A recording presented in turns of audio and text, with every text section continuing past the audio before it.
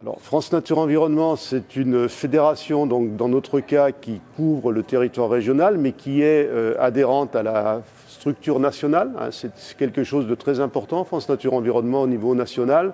On évalue autour de 9000 associations qui sont fédérées dans ce mouvement-là et qui représentent autour de 900 000 personnes sur l'ensemble du territoire français. Pour ce qui est de la fédération régionale, donc on est avec nos 6 fédérations départementales et au total, on a environ 250 associations qui sont réparties sur le territoire. Alors, Atmosud, on est donc en tant que FNEPACA membre du conseil d'administration, y compris au bureau d'ailleurs, on a un membre qui est au bureau d'Atmosud.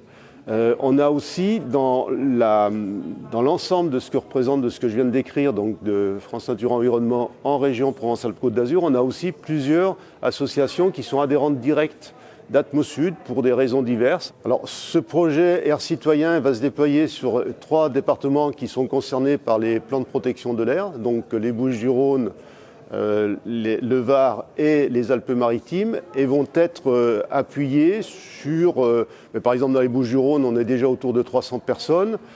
C'est un chiffre aussi important dans le Var et ça va se développer dans les Alpes-Maritimes. Donc au bilan, ça va sûrement toucher plusieurs centaines de personnes qui vont venir donc en complément des prélèvements que peut faire Atmosud avec ses appareils.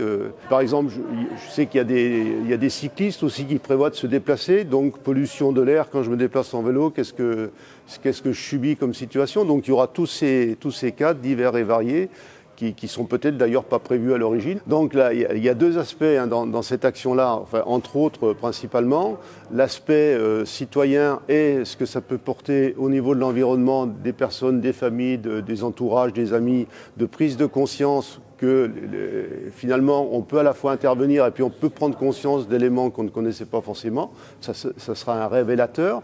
Et il y aura aussi, pour nous, peut-être ce sera plus à notre niveau, institutionnel, d'apporter des éléments pour les prises de décision politiques, puisqu'on voit bien que c'est une façon de construire un rapport de force aussi pour que les choses changent dans le sens de ce que nous souhaitons. On ne prétend pas nous arriver avec les éléments qu'on va parachuter, mais c'est bien avec l'écoute citoyenne qu'on va avancer ensemble. Et je peux vous donner rendez-vous, si vous le souhaitez, en mars 2024, puisque là, on sera amené à faire un premier bilan à cette époque-là.